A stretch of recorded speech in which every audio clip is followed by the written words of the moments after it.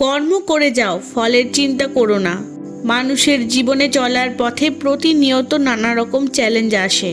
প্রতিদিনই আমরা কিছু না কিছু করার চেষ্টা করি, কখনো সফল হই, কখনো ব্যর্থ।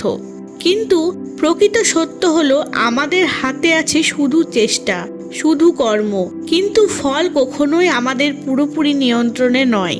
তাই সঠিক পথ ধরে মন দিয়ে কাজ করে যাওয়াই সর্বশ্রেষ্ঠ গুণ।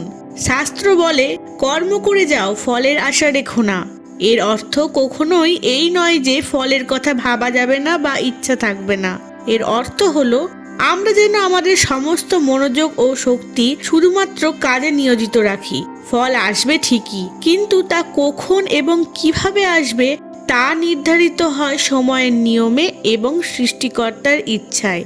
ফল নিয়ে দুশ্চিন্তা আমাদের মনকে বিষণ্ণ করে তোলে এবং কর্মের প্রতি একাগ্রতাও কমিয়ে দেয়। অনেক সময় আমরা এমন লক্ষ্য স্থির করি যেটা পাওয়ার জন্য সারা জীবন কঠোর পরিশ্রম করতে হয়। কিন্তু যদি মাঝপথে শুধু ফলের কথা ভাবতে থাকি, তাহলে ক্লান্তি ও হতাশা ঘিরে ধরে। বরং যদি প্রতিটি দিন, প্রতিটি মুহূর্তকে নিজের কর্মের উন্নয়নের জন্য কাজে লাগাই, সঠিকভাবে ও নিষ্ঠার সঙ্গে কাজ করি, তবে ফল আপনা আপনি আসবে। কর্মই জীবনকে সার্থক করে। যখন কেউ নিজের দায়িত্ব ও কর্তব্য পালনের জন্য সর্বোচ্চ চেষ্টা করে, তখন সাফল্য তার দোরগোড়ায় হাজির হয়। কিন্তু যিনি শুধু সাফল্য পাওয়ার জন্য উদ্বিগ্ন থাকেন, তিনি তার কর্মক্ষেত্রে ভুল করেন এবং ধীরে ধীরে লক্ষ্য থেকে বিচ্যুত হন। জীবনের প্রতিটি মুহূর্তে এই সহজ সত্যটি মনে রাখা প্রয়োজন। আজকের চেষ্টা, আজকের কাজই আগামী দিনের সাফল্য বয়ে আনে।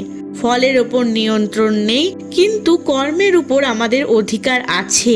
তাই চুপ করে বসে থাকা নয়, প্রতিদিন নিজের লক্ষ্য অনুযায়ী সৎ, নিষ্ঠাবান এবং একাগ্র চিত্তে কাজ করে যাওয়া উচিত।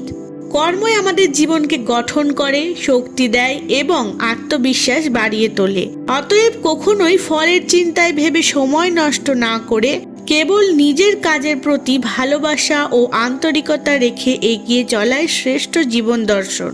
সফলতা তখনই ধরা দেয় যখন তুমি নিজের কর্মকে সম্মান দাও এবং তার প্রতি সম্পূর্ণ দায়বদ্ধ থাকো।